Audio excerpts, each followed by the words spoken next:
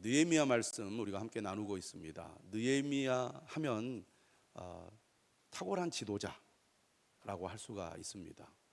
느헤미야의 지도력을 우리는 느헤미야서에서 배울 수가 있는데, 우리 모든 성도들이 이 느헤미야의 지도력을 배워서 느헤미야를 본받는 사람이 될 수 있기를 주님의 이름으로 축원합니다. 우리가 살아가면서 지도자의 마음, 지도자의 시각을 가지고 세상을 살아가는 것이 매우 중요하다고 생각합니다. 우리가 어떤 관점을 가지고 내 삶을 바라보느냐에 따라서 우리의 삶이 얼마나 가치 있는 삶이 되느냐, 또 책임감을 가지고 열매를 맺는 삶이 되느냐가 달려있기 때문입니다. 지도자 이런 얘기를 들으면 여러분들은 나와는 상관없다 이렇게 생각하는 분들이 많이 있을지 모르겠습니다. 하지만 가정에서 어머니는 자녀를 잘 돌보고 양육하는 이 가정의 지도자입니다. 또 아버지는 가정의 모든 살림을 책임지는 가정의 가장으로서 또한 가정의 지도자라고 할 수 있습니다. 사람은 누구나 지도자의 역할을 하게 되어 있다는 것입니다. 가정에서든 일터에서든 교회에서든 내가 어떤 역할을 맡았다거나 또 다른 사람들과 함께 어떤 일을 하게 되면 자연스럽게 지도자의 위치에 서게 되는 것이죠. 이때 지도자의 마인드를 가지고 그 일을 하는 것과 그런 마인드가 없는 것과는 큰 차이가 있다는 얘기죠.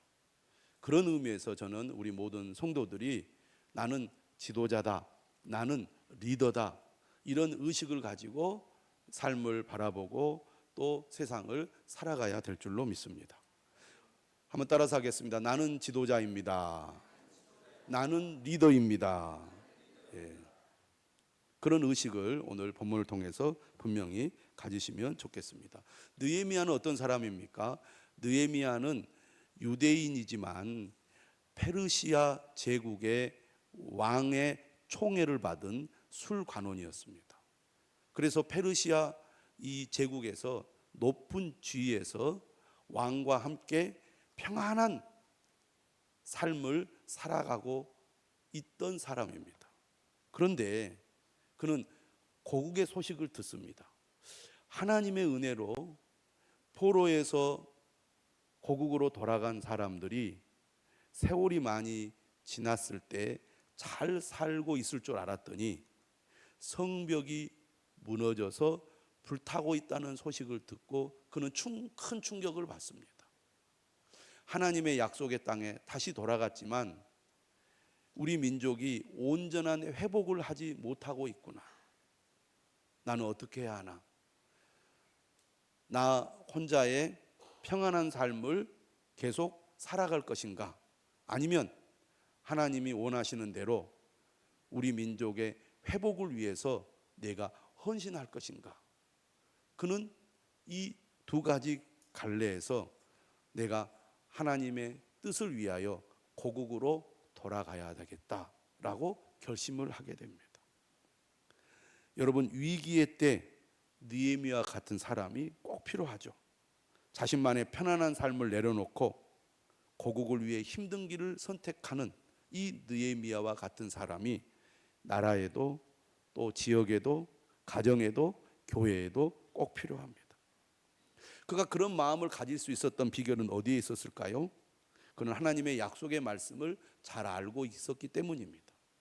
하나님께서 이스라엘 백성들이 하나님의 명령을 계속 어기고 거부함으로 나라를 잃고 포로로 잡혀갔지만 하나님께서 때가 되면 이 백성들을 긍휼히 여겨서 다시 고국으로 돌아가게 하겠다. 그래서 그들을 회복하게 하겠다라는 그 약속의 말씀을 느헤미야는 알고 있었던 것입니다.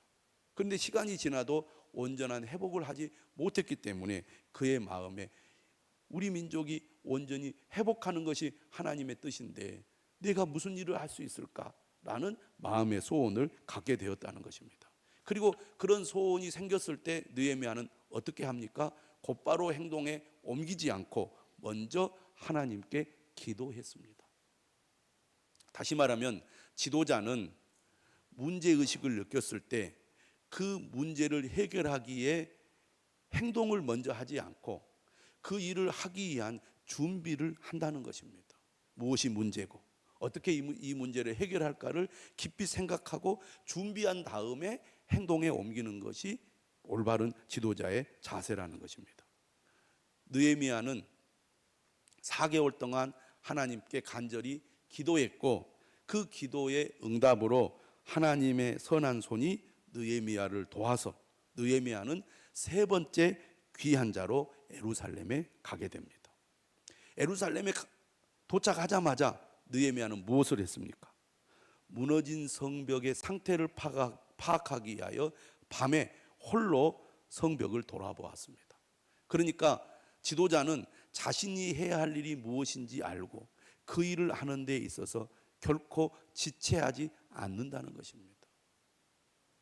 여러분, 똑같이 내가 해야 할 일이 무엇인지 알고 그 일을 해야겠다는 마음을 갖지만 탁월한 지도자는 뒤로 미루질 않아요.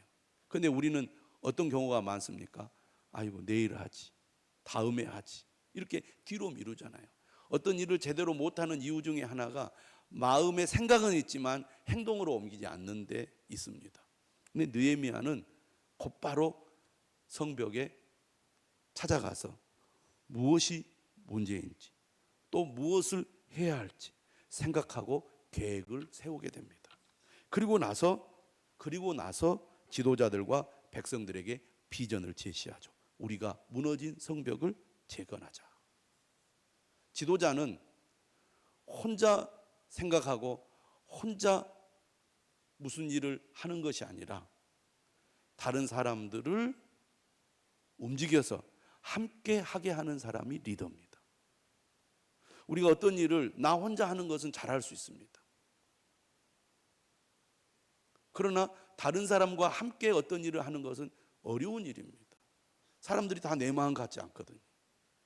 사람들이 나와 같은 마음을 가지고 하나가 되어서 어떤 일을 하려면 사람들의 마음을 움직여야 되는데 마음을 움직이려면 비전을 제시해야 됩니다. 지도자는 어떤 사람입니까? 비전을 제시하는 사람입니다. 140여 년 동안 성벽이 무너진 채로 있었지만 이제 우리가 성벽을 재건합시다. 할 수 있습니다. 할 때가 되었습니다. 할 준비가 되었습니다. 이렇게 비전을 제시하자 사람들이 그 비전에 동의를 하고 그들이 성벽을 재건하는 데 참여하게 됩니다.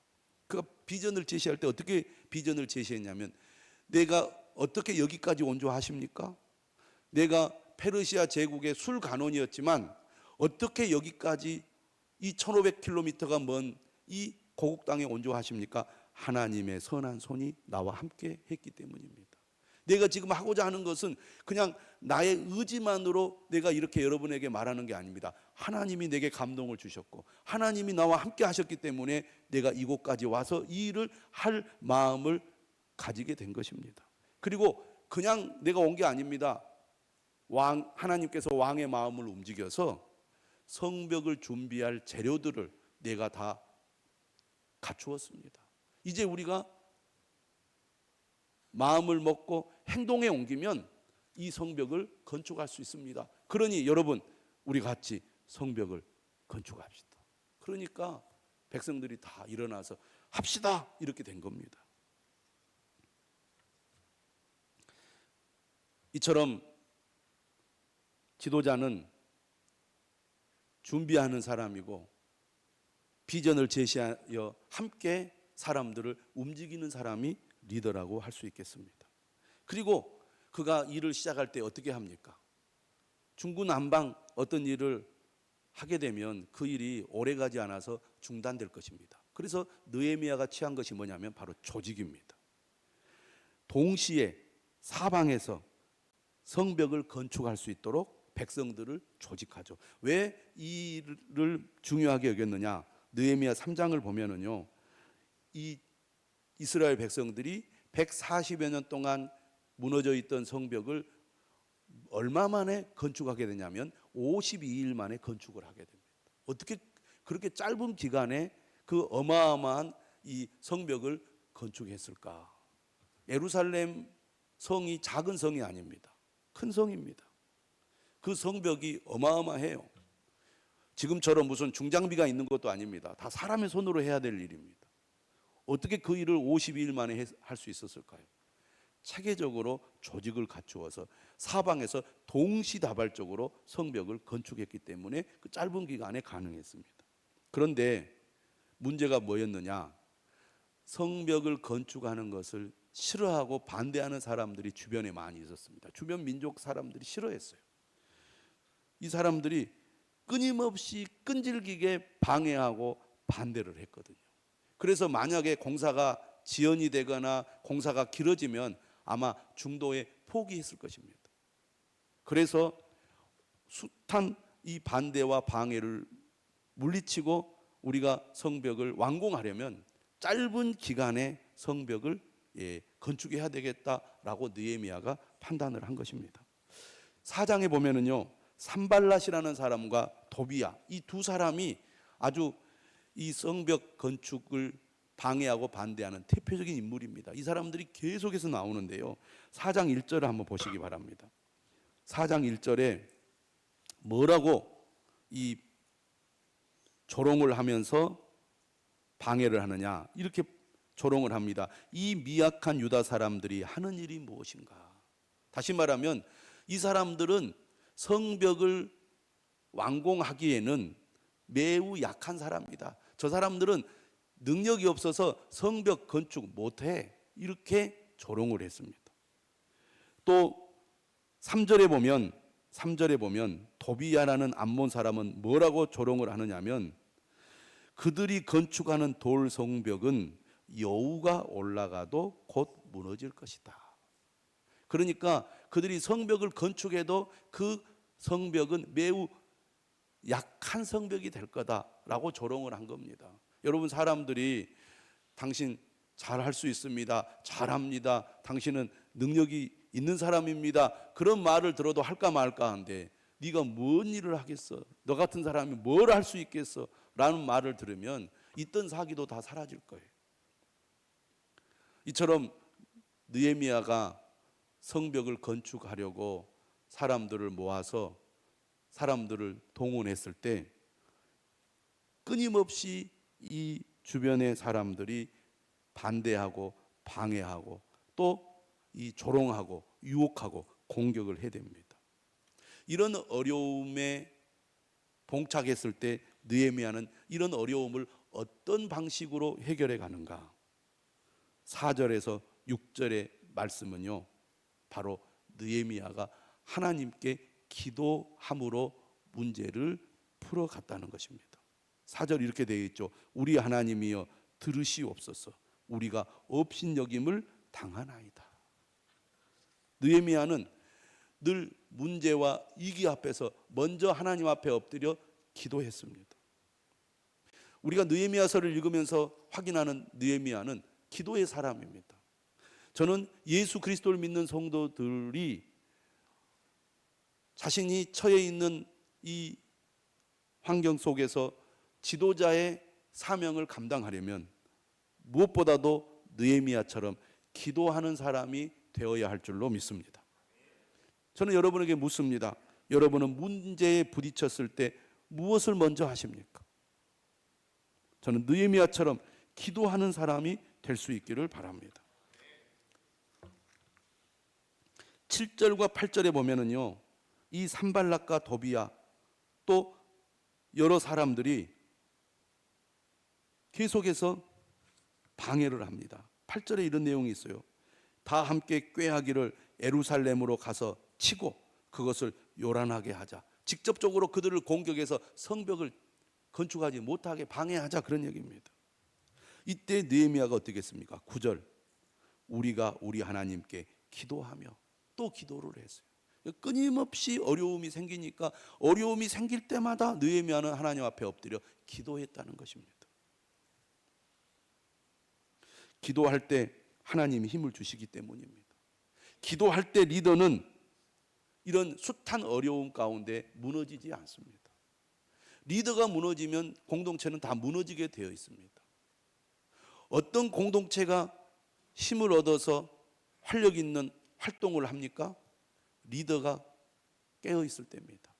리더가 무너지지 않고 어떤 어려움 속에서도 꿋꿋이 서 있을 때 그 조직은, 그 공동체는 살아서 움직이는 것입니다. 그런데 우리가 어떤 일을 하다 보면 이 도전을 받습니다. 저항을 받습니다. 공격을 당합니다. 특별히 리더들이 항상 표적이 되게 돼 있어요. 무슨 일을 하든지. 일반 사람들은 잘 공격하지 않습니다. 리더가 공격을 받는 겁니다. 느헤미야는 이 어려움들을 해결하기 위해서 항상 엎드려 기도했습니다. 또 기도했습니다. 저는 여러분들도 그런 마음으로 여러분의 삶에 문제가 생길 때마다 먼저 하나님께 기도할 수 있기를 주님의 이름으로 축원합니다. 그런데 느헤미야는 기도만 하지 않았다는 거죠. 리더는 기도만 하지 않는 사람입니다. 9절을 한번 보십시오. 기도하며 그 다음에 뭐를 했어요? 파수꾼을 두어 주야로 방비를 했습니다. 왜? 그들이 직접 쳐들어와 가지고 성벽 건축을 못하도록 방해할 것을 알았기 때문에 기도만 하면 됩니까? 기도하고 하나님이 주신 힘과 지혜를 가지고 그 공격을 막는 행동을 취해야 되지 않겠습니까? 리더는 기도만 하지 않고 행동으로 나서는 사람입니다. 제가 우리 셀 리더들 셀 보고서를 보면 기도 제목이 이렇게 올라옵니다. 또 말씀을 듣고 어떻게 하겠다는 그런 다짐의 글들이 올라오죠. 예를 들면 지난주 느헤미야 말씀 듣고 내가 기도해야 되겠다 이렇게 말하신 분들이 있습니다. 근데 묻고 싶어요. 그렇게 기도하겠다고 하셨는데 한 주간 기도하셨나요? 마음으로는 다짐하고 그렇게 해야 되겠다고 이 고백을 했지만 행동으로 옮기지 않는 경우가 많습니다. 좋은 리더와 그렇지 않는 리더는 바로 여기에서 또 차이가 나는 겁니다. 마음에 다짐하고 결심했으면 행동으로 옮기는 사람이 리더입니다. 좋은 리더인 줄 믿으시기를 바랍니다. 그래서 이 문제를 해결하기 위하여 파수꾼을 두어 주야로 방비를 했어요. 그런데 또 어려움이 생깁니다. 자, 10절을 한번 4장 10절을 같이 읽어보겠습니다. 시작. 유다 사람들은 이르기를 흙무더기가 아직도 많거늘 짐을 나르는 자의 힘이 다 빠졌으니 우리가 성을 건축하지 못하리라고 하고, 자 11절도 읽어보겠습니다. 우리의 원수들은 이르기를 그들이 알지 못하고 보지 못하는 사이에 우리가 그들 가운데 달려 들어가서 살육하여 역사를 그치게 하리라 하고. 아직도 할 일은 많은데 우리 힘이 다 빠졌어요, 이렇게 말하는 사람들이 있습니다. 또 원수들이 몰래 우리를 습격해서 우리를 죽일지 몰라요, 이렇게 말하는 사람도 있습니다.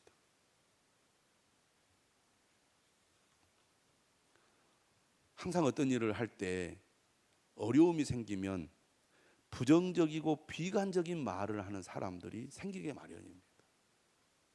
그런 말을 듣게 되면 사람이 힘이 빠지죠. 더 의기소침해집니다. 부정적인 말, 비관적인 말을 그대로 방치하면 이것이 공동체 전체를 오염시키게 됩니다. 여러분, 민수기 13장과 14장에 보면 하나님께서 가나안 땅으로 들어가라고 명령하셨음에도 불구하고 정탐꾼들의 부정적인 보고 때문에 결국은 다 주저앉아 버렸잖아요. 하나님이 우리에게 주시는 마음이 아닙니다. 그 마귀가 주는 마음이에요. 그런데 우리는 조금만 힘들고 어려우면 습관적으로 안 된다, 못한다, 힘들다, 이렇게 부정적인 말을 하기를 좋아합니다. 여러분, 리더는 어떤 사람입니까? 사람들이 그리고 그렇게 부정적이고 비관적인 말을 했을 때, 그래 나도 그렇게 생각해, 우리 하지 말자 하고 동조하는 것이 아닙니다. 불만이 있고 문제가 있으면 그 문제를 해소하는 사람이 리더죠. 그래서 13절에 보면 어떻게 합니까? 13절에 종족을 따라 칼과 창과 활을 가지고 서 있게 합니다. 그래서 이 불안한 마음을 해소해 줘요. 그리고 거기에 그치지 않았습니다. 14절 한번 읽어보겠습니다. 4장 14절 시작.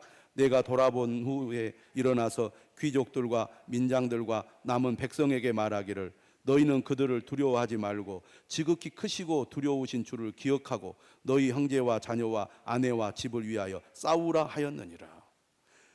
지도자가 해야 할 일은 뭡니까? 격려하는 일입니다. 용기를 북돋아주는 일입니다. 여러분 두려워하지 마십시오. 하나님을 기억하십시오. 하나님의 함께 하심을 믿고 여러분의 가족들을 위해서 싸우십시오. 두려워하지 마세요. 할 수 있습니다. 이렇게 격려하는 말이 부정적인 말을 덮어버려야 됩니다. 그런데 리더가 오히려 반대로 부정적이고 비판적인 말을 하기를 좋아하면 그 조직이나 공동체는 다 그런 사람들이 되고 맙니다. 느헤미야는 그렇지 않았습니다. 해결할 수 있는 문제는 직접 행동에 나서서 문제를 해결하고, 그럼에도 불구하고 마음에 불안하고 두려운 마음을 가진 사람들을 격려하면서 여러분 두려워하지 마십시오. 하나님이 함께 하십니다. 할 수 있습니다. 싸웁시다. 계속해서 격려하는 말을 했다는 것입니다. 그리고 17절에 보면 성을 건축하는 자와 짐을 나르는 자가 다 각각 한 손으로 일을 하면서 한 손에는 병기, 무기를 잡았어요. 해야 할 일을 이런 부정적인 이 분위기 때문에 지연이 되거나 느슨해지지 않도록 고삐를 당겼다는 겁니다. 리더는 이처럼 고삐를 당기는 사람이에요. 아이고 못해요, 하기 싫어요, 나 그만하고 싶어요. 아닙니다. 지금 우리가 중단해서는 안 됩니다. 더욱 힘을 내서 이 일에 우리가 매진해야 됩니다. 그러면서 19절에 뭐라고 말하냐면 이 공사가 크고 넓습니다. 여러분 어려울수록 힘을 모아서 우리가 이 일을 해야 됩니다 하고 단결을 호소했어요.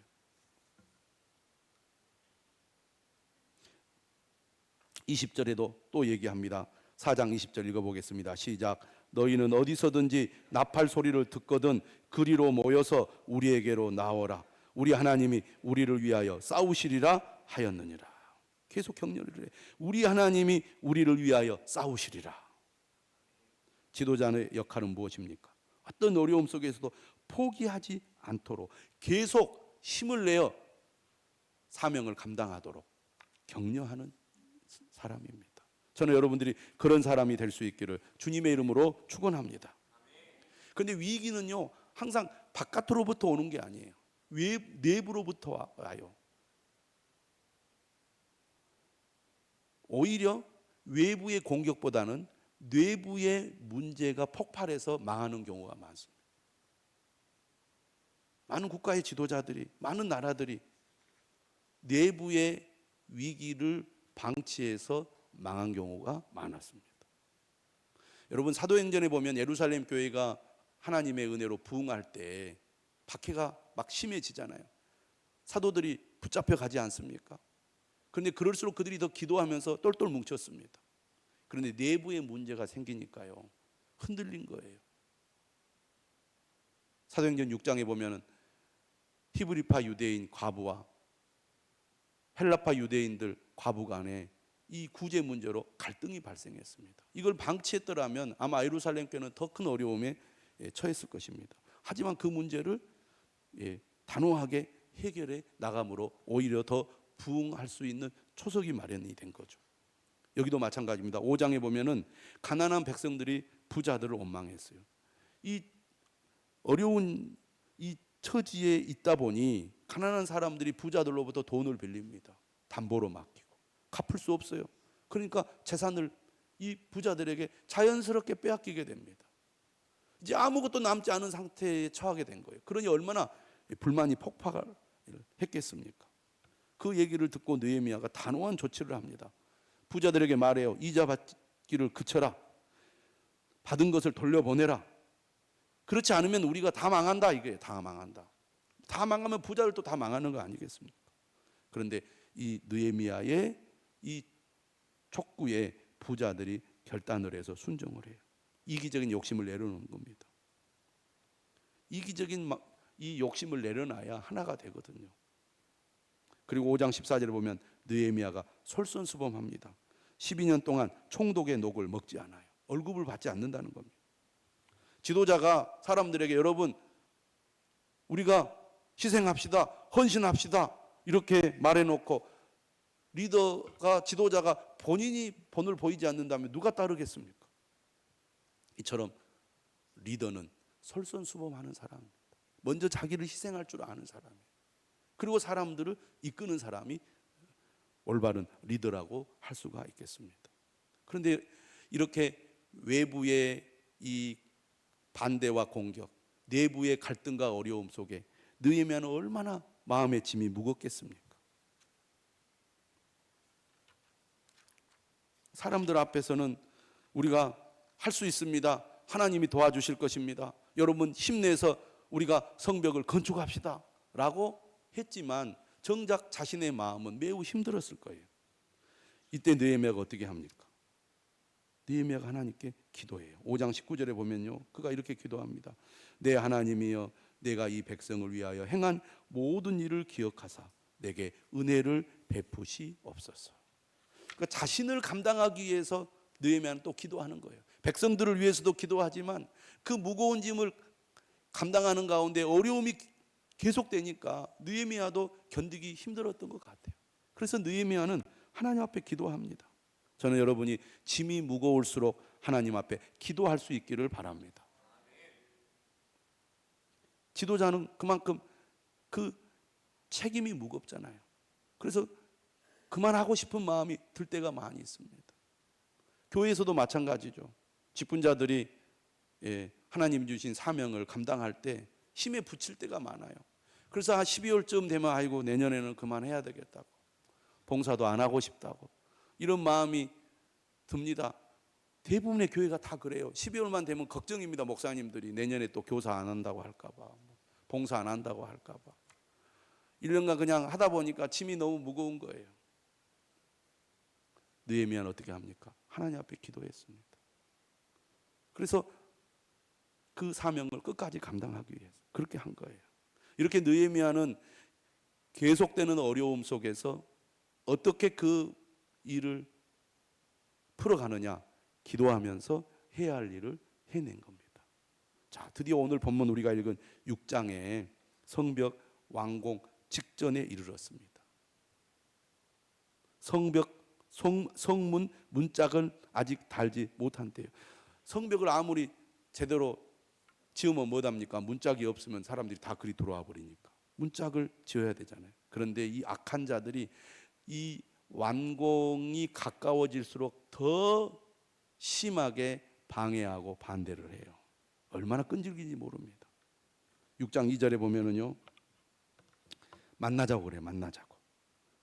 6장 2절 우리 다 같이 한번 읽어볼까요? 시작. 산발락과 게셈이 내게 사람을 보내어 이르기를 오라 우리가 오노 평지 한 촌에서 서로 만나자 하니 실상은 나를 해하고자 함이었더라. 성문을 아직 완공하지 못했기 때문에 만나자. 뉘앙스가 뭡니까? 도와주겠다는 거예요. 도와주겠다. 그런데 속마음은 아니죠. 없애버리려고 만나자고 합니다. 그런데요 4절에 보니까 네 번이나 만나자고 그래요. 그런데요 느헤미야는 똑같이 대답을 합니다. 뭐라고 대답합니까? 3절에 나오죠. 내가 이제 큰 역사를 하니 내려가지 못하겠노라. 어찌하여 역사를 중지하게 하고 너희에게로 내려가겠느냐. 느헤미야는 어떤 사람인가? 첫째는 분별력이 있는 사람이에요. 지도자는 분별력이 있어야 됩니다. 두 번째는요, 자신이 해야 할 일이 무엇인지를 분명히 알고 그 일을 하는 데 있어서 흔들리지 않아야 됩니다. 막 흔들잖아요. 흔들어서 못하게 합니다. 4번이나 막 이렇게 유혹을 하는데 흔들리지 않았습니다. 딱 중심을 굳게 잡았어요. 그게 리더예요. 그러니까 이번에는 다섯 번째는 임봉하지 않는 편지를 보내요. 다른 사람들도 다 알게끔. 거기에 뭐가 있냐면 모함을 하는 내용이 있습니다. 지금 너희들이 성벽을 건축하는 목적이 페르시아 왕을 배반하기 위한 거 아니냐. 그 소식이 왕에게 들리면 너 다 죽었다. 그런 얘기예요. 겁을 딱 주는 겁니다. 내가 이 문제 해결해 줄 테니까 만나자 또 하고 유혹하는 겁니다. 그게 오늘 본문 6장 5절에 나오는 거예요. 그러니까 얼마나 지독해요. 여러분, 어떤 사람이 악의를 품고 어떤 사람을 무너뜨리려고 할 때 끈질기게 모함하고 괴롭히고 공격하는 것을 알 수가 있어요. 여러분은 그런 경험을 당해본 적이 없을지 모르겠지만 저는 주변 이제 사람들로부터 그런 얘기를 들은 적이 있습니다. 와, 진짜 지독하다. 한두 번 공격한 후에 안 되면 말아야 될 텐데 저 사람이 무너질 때까지 공격을 해요. 인간이 이렇게 지독하고 악할 수가 있구나.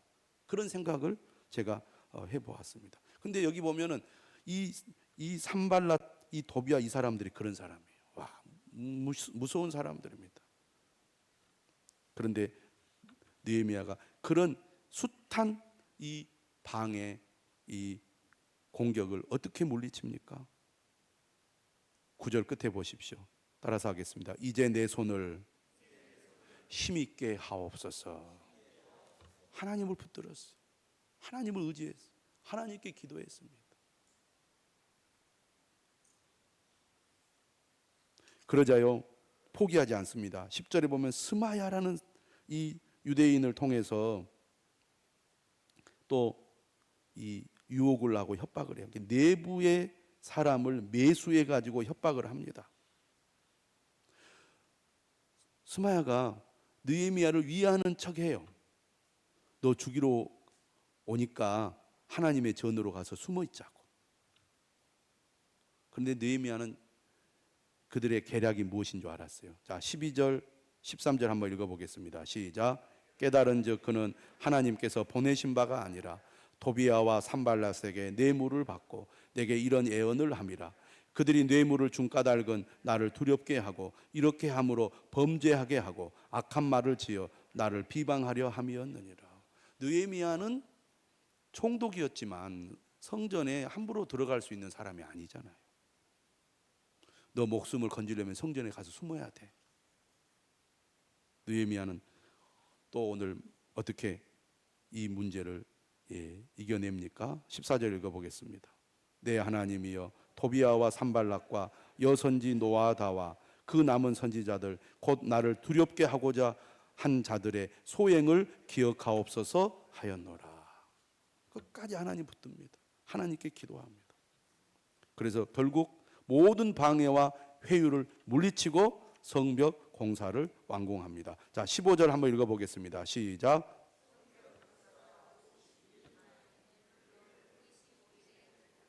자, 이 일이 어떻게 가능했습니까?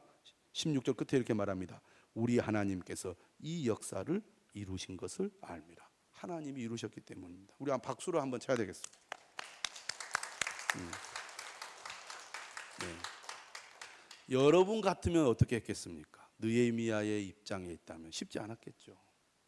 이렇게 지도가하게 공격하고 무너뜨리려고 했을 때 느헤미야는 끝까지 그 사명을 감당하잖아요. 결국 숱한 방해와 반대를 이기고 결국 성벽을 완공합니다. 여러분, 우리도 하나님이 나를 부르신 뜻을 알고 하나님을 의지하여 끝까지 믿음을 지키기를 바랍니다. 사명을 감당하시기를 바랍니다.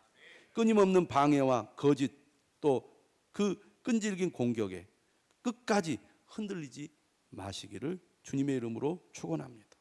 느헤미야가 어떻게 승리했습니까? 첫째는 기도했습니다. 그리고 둘째는 그가 해야 할 일이 무엇인지 알고 행동에 옮겼습니다. 그리고 세 번째, 그는 자신이 해야 할 일을 포기하지 않고 끝까지 그 일을 이루어냈습니다. 우리 모두 느헤미야와 같은 사람이 될 수 있기를 주님의 이름으로 축원합니다.